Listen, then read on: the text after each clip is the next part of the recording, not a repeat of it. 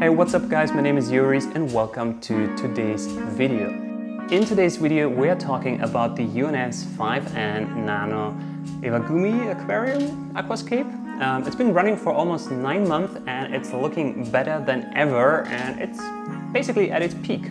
Sometime soon I should take a final picture of this one and then move on, rescape it, sell this one, get a new small tank. But what is really interesting here, we have now finally the full setup as I envisioned it in the beginning, basically like a complete set, and we're going to talk about the gear in a second.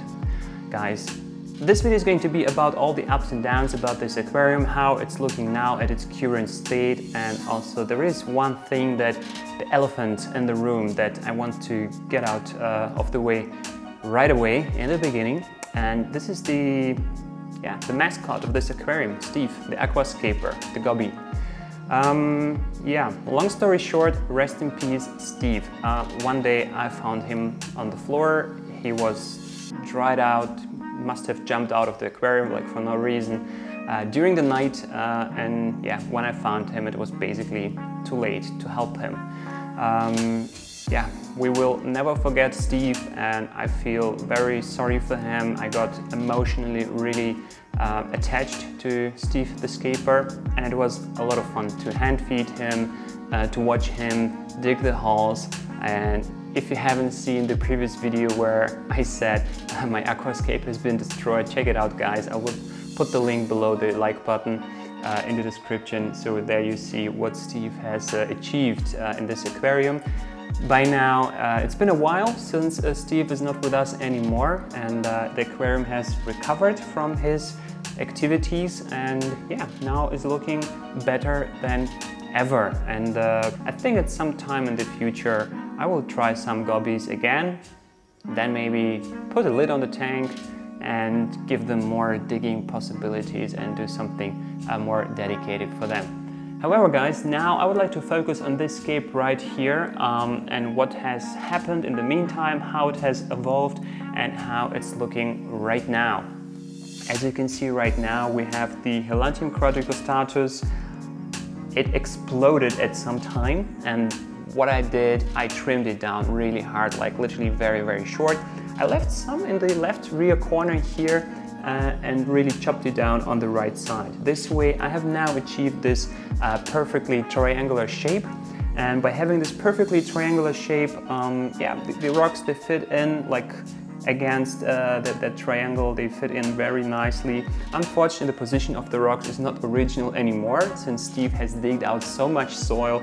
They settle a little bit, so they are not as, I don't know, definitely not in the original position. The Eleocharis mini in the foreground turns out somehow a little bit too big of a plant for such a tiny little aquarium. I mean, it does the job, it looks fine for the nature style aquarium, but however, I feel like it's covering too many details in this nanoscape. So I think in the next one, or in this one, if I would do it again, I would probably use Hemianthus cuba or Monte Carlo or Marsilia crinata, something like this, something more shallow, you know, more of a grassy carpet, but that is really shallow, that kind of keeps more of the details of the rocks behind it visible, because I feel the Eleocharis mini, specifically in the middle area, is just covering too many details in here.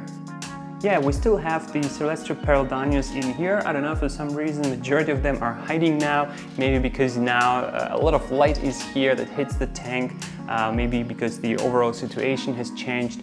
I have to admit that a few of the CPDs, they have passed away as well, and they go on his cart. So he was a little bit behind them, and that was not an ideal situation here. So definitely, if you keep gobbies, I think it's best to keep them just in a separate tank without any small fish or gobbies can chase after. Anyway, we have here the Phyllanthus fluitans floating on the surface, getting red. The Redroot floater, absolutely love this plant, and good news for everyone who has access to Tropica plants. Not sponsored, but the Phyllanthus fluitans is from Tropica. It was in the limited range and now is coming to the permanent range. So Thumbs up Tropica. I'm really happy about this because this is by far my favorite floating plant. Talking about the gear, we still have the good old trusty Twinstar 360E series RGB LED light working just perfect. I have down here the tiny little remote, so it's on a cycle where it ramps up, ramps down. If you haven't seen the video yet, I will link it in the description, again below the like button, how to use this little timer to set up your Twinstar light. And if you have a Twinstar light and you don't have this timer, you need one. If you want to know why, check out the video, link below. And yeah, now the full setup that I have over here is the UNS 5N standing on a ADA clear cabinet. This is a glass stand made for the ADA Mini M, but it just happens to fit the UNS 5N perfectly because the footprint of the aquarium is exactly the same.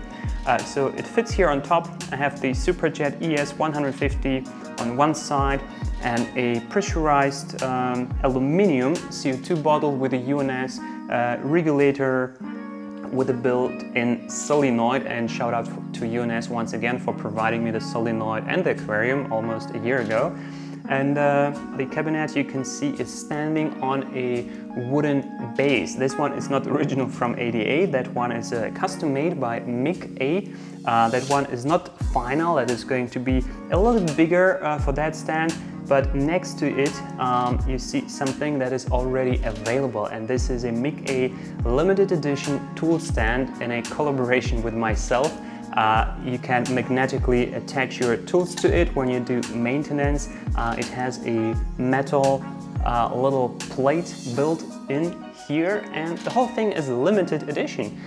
Only 10 pieces are built. Number one you can see over here, so only 9 left and available for purchase. If that's something you're interested in, link down in the description below. And yeah, I guess I don't have to mention that I received this stand for free from MIG A, and this is just a cool collaboration here. MIG A is made in Germany, aquaristics, and yeah, they do all kind of lily pipes, bubble counters, diffusers, stuff like that, and also wooden things, accessories. So I did unboxing of the previous model of the tool stand a while ago, and I couldn't use it because I haven't had any surface to put it on. I requested the high version, never got it, but MIG A has launched it already in his shop, and then I received this cool version with a plate, and I asked, hey, can we do a limited edition of it and make it available for my audience?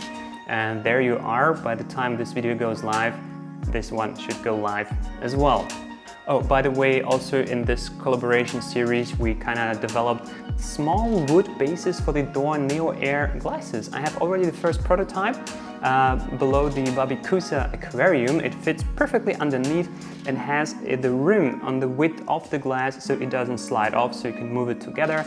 And because it's glass, you can put it on all kind of surfaces now with a wood base, whether it is your marble window seal or on a wooden table. It's not going to make any scratches on it, and it just looks a little bit nicer in my opinion. And yeah, if you like them, check them out, links down in the description below. So guys, for this tank we have here the Aquario diffuser, that new thingy that is banded. I put it next to the spin type lily pipe. Reason for that is there is the most flow happening next to the spin pipe. Spin pipe is creating a very gentle flow, so I put the diffuser right next to it, and then the bubbles are distributed perfectly from that spot. I think I would band it the next time a little bit longer so it sits more towards the middle or towards the bottom of the spin pipe for even more perfect distribution of the CO2 bubbles. And yeah, here it is, the UNS 5N Nano Iwagumi 9-month-old. I think it was supposed to last only for 2 months, and now it did last for 9 months, because I think the first 2 months it was running as a dry start. And if you haven't seen the making of videos, I highly recommend you check them out. The making of video is close to 500,000 views, that's 500,000 views. and is by far my best performing video. I'm super proud of this one.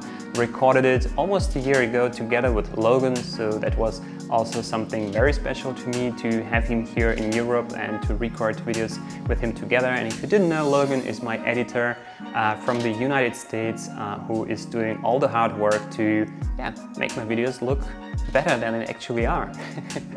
And all the different videos about this aquarium, some maintenance, the dry start state sort of update prior filling with water, all those videos you will find linked down in the description below. And guys, I think this is it for this video. I'm now just curious what to do with Escape right now. I will of course take like a final picture for the archive, just to have it. I don't think I'm going to enter it in any contest, but just to have it in my portfolio and then to move on. And the big question now is here, what escape I should do next in this aquarium. So if you have any ideas, feel free to drop them down below in the comments section, and check out the links in the description of that video. And I hope you enjoyed this video. If you did so, show it a thumbs up. If you didn't, show it a thumbs down, click it twice.